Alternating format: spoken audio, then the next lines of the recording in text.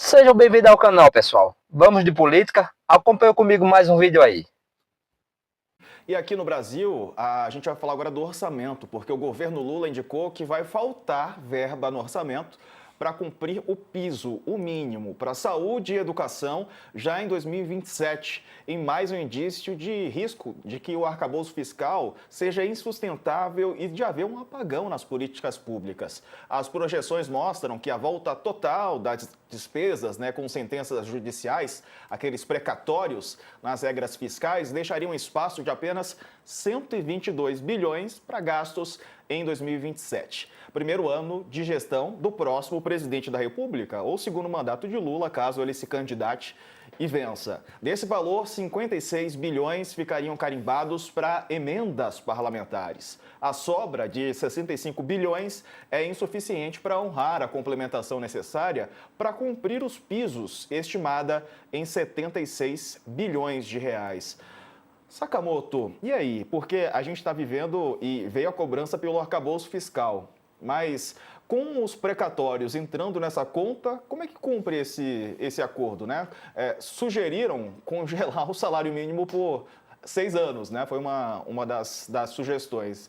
Mas tem uma maneira de não ser no nosso? Normalmente, Diego, quando a gente tem esse tipo de ação, quando a gente tem uma crise se formando lá na frente, por problemas relacionados a instrumentos de contenção fiscal, sobra sempre para os trabalhadores e para as trabalhadoras, sobra sempre para o pessoal que depende de políticas públicas, né? Então, vira e mexe, percebam bem, você tem especialistas ou pessoas de dentro do governo, tudo isso defendendo duas coisas. De um lado, defende-se uma remuneração, um aumento da remuneração menor, para a classe trabalhadora. E aí a gente tem sugestões da época do Paulo Guedes, agora o Arminio Fraga, um monte de gente defendendo o quê? Defendendo limitar o crescimento do salário mínimo apenas ao reajuste inflacionário sem aumento real. Lembrando a todos e todas que o salário mínimo, para atender as demandas presentes no artigo 7º da Constituição, que diz respeito a o que ele precisa abraçar, saúde, educação, qualidade de vida, moradia, comida, tudo isso, mas lá devia ser mais de 7 mil reais segundo o DIEESE. E na prática são 1.500 cascalhos que as pessoas recebem todo mês. Pois bem, tá bom. Então, discute-se o quê? Discute-se, vamos diminuir o salário mínimo, sem uma contrapartida, não estou falando que vai resolver só taxar rico, mas uma contrapartida, bora taxar rico também, bora diminuir subsídios, 500 bilhão de subsídio que o pessoal mais rico recebe para tocar suas empresas, bora reduzir isso aí? Não, vamos reduzir só trabalhador. Do outro lado, surge sempre o quê? Mas é sempre, não desaparece é o quê? Bora reduzir os aumentos dos pisos constitucionais, bora reduzir os aumentos para garantir o piso constitucional da saúde e da educação. Falando assim de forma aberta, piso constitucional de saúde e educação. Vamos lá, vamos reduzir, isso é bobagem, é corrupção. Tá bom, o que é piso constitucional? É para quê? É para gás no posto de saúde, é para médico poder atender você se quebrar a perna, é para ter o comprimido do dia a dia, é para poder obturar aquela cárie, do teu filho, que apareceu no dente já definitivo. É a educação, é a creche que a gente tanto reclama de falta de creche, é escola com papel higiênico, sim, tá cheio de escolas com papel higiênico pelo Brasil, É educação superior acessível de qualidade, É um ensino médio em que tenha sentido para as crianças e para os adolescentes, um ensino fundamental que faz sentido para as crianças, educação de jovens e adultos para erradicar o analfabetismo que ainda existe no Brasil. Não estou falando disso. Então, vocês estão falando do quê? De recursos utilizados para garantir a qualidade de vida do andar de baixo, que não pode tocar a compra de um plano de saúde ou de escolas particulares. Então, bora também, olha, ele não cabe no orçamento devido aos cálculos do arcabouço fiscal. Só que o arcabouço fiscal não está atrás da tábua dos 10 mandamentos como se fosse o 11º mandamento. Nenhuma regra fiscal foi imposta por Deus aos mortais. Elas são construídas a partir de consenso no parlamento. Então, se houve uma construção de consenso, então bora conversar. O que dá para mexer, o que dá para cortar? Agora, simplesmente deixar de garantir os recursos que o Brasil precisa para melhorar o atendimento, a educação e a saúde, que é o antigo sonho de muita gente, tal como o sonho de reduzir o aumento do salário mínimo, não dá. Né? Não dá. Onde dá para cortar? Ah, emenda. Ah, vamos discutir uma coisa. Antes de discutir educação e saúde, como o governo bem fala, bora discutir fim de subsídios. O próprio governo tomou uma traulitada do Congresso, dos lobistas, né? O que mais tem é lobista em Brasília. Bora reduzir subsídio. 500 bilhões por ano. Bora reduzir isso aí. Parece que isso não emplaca, né, Carla? Porque há realmente um lobby muito forte em Brasília para que isso não aconteça. Carla, e essa falta de verbas para 2027, piso, né, para a saúde, áreas fundamentais, com os precatórios entrando, né? Porque agora os precatórios estão fora desse arcabouço fiscal, certo, Carla?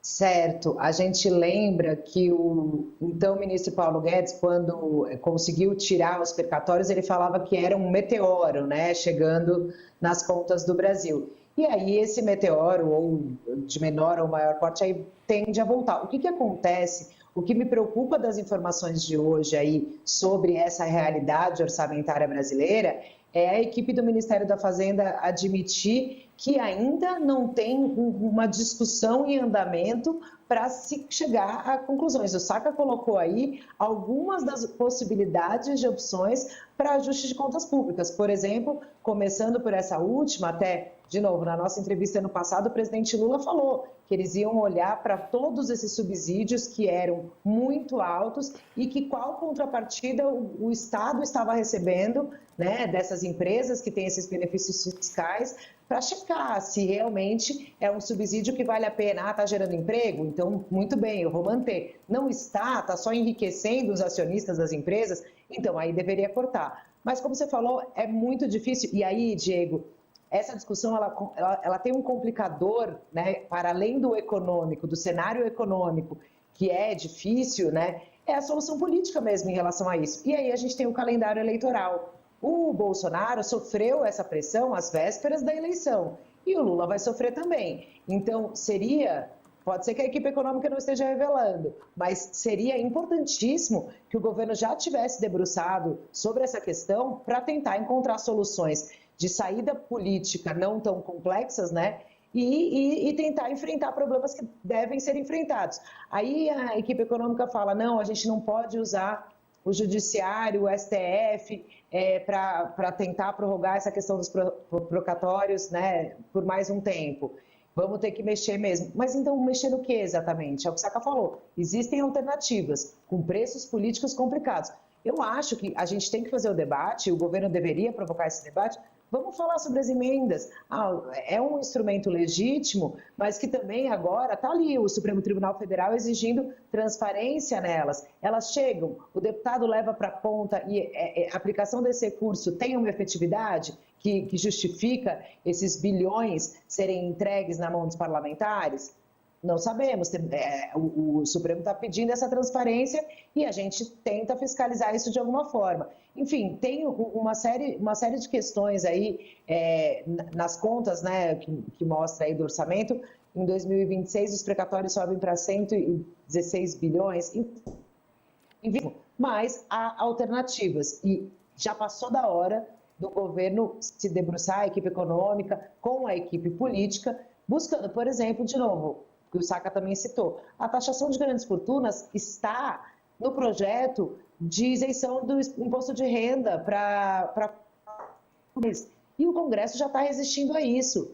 Então, é preciso fazer um debate sem paixões políticas para entender que alguém vai ter que cortar, alguém vai ter que perder, alguém vai ter que fazer sacrifícios. E aí, de novo, a conquista da saúde, né, e da educação, de manterem esse piso, é porque são as áreas finais do país, né? A gente ainda é um país que precisa muito, e é isso, não são grandes investimentos em saúde e educação, é o básico, né? É o básico em duas áreas fundamentais. Então, esse debate precisa ser feito o quanto antes, porque vai ser muito difícil para o governo, num ano de véspera de eleição, uma eleição que está aberta, digamos assim, mas que vai ser com certeza muito disputada, tem que ter uma discussão como essa, porque é isso, é sensível nas contas públicas, e aí tem aquela outra coisa que a gente sempre fala, né, a entidade mercado. A entidade mercado que pressiona muito em ano eleitoral também, e fica difícil, porque se a gente for lembrar, o Lula criticou o Bolsonaro na época dos cortes ali do orçamento. E aí é isso, não tem jeito, o governo também vai ter que fazer corte, vai ter que contingenciar e vai ter que buscar soluções. Vai. Ô, Sakamoto, e o arcabouço fiscal? Qual que é a sustentabilidade do arcabouço? Então, o problema é que é o seguinte, primeiro que é o seguinte, o arcabouço fiscal foi fundamental, a aprovação dele foi fundamental, né, ter uma estrutura, na verdade, regras, né, com o fim do teto dos gastos, foi fundamental. Há muita crítica, contudo, já no momento de ter sido feito, de que no longo prazo ele não seria sustentável. Né, porque você não consegue acomodar a crescente necessidade tanto propor garantias sociais, ou seja, colocar em prática o que está previsto na Constituição Federal de 88 e, ao mesmo tempo, atender, né, aos lobbies e às demandas de quem sempre teve dinheiro no Brasil. Ora, é claro que o Estado precisa garantir estrutura, precisa garantir infraestrutura, logística, para o país poder se desenvolver, para a economia poder crescer, escoar a produção, garantir base de educação para que a gente possa, inclusive, melhorar nossa competitividade, mas precisa também garantir aquele mínimo previsto no artigo 5º da Constituição Federal, que diz respeito aos direitos básicos. Está lá, a gente discutiu isso. A Constituição não é um papelzinho, a Constituição é o mapa guia do Brasil.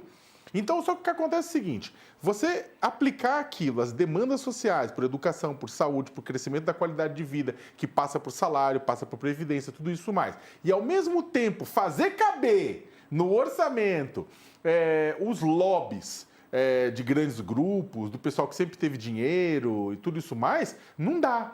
Só que aí, de novo, ô Diego, o arcabouço, ele foi feito, está lá no final do governo Bolsonaro, começo do governo Lula, todas as discussões, coube, né, colocou lá, mas tinha essa questão, que ele pode explodir caso os ajustes não sejam feitos, né? Agora, na minha avaliação, né, o trabalhador e a trabalhadora brasileiros estão cansados de que o ajuste seja feito na lomba deles.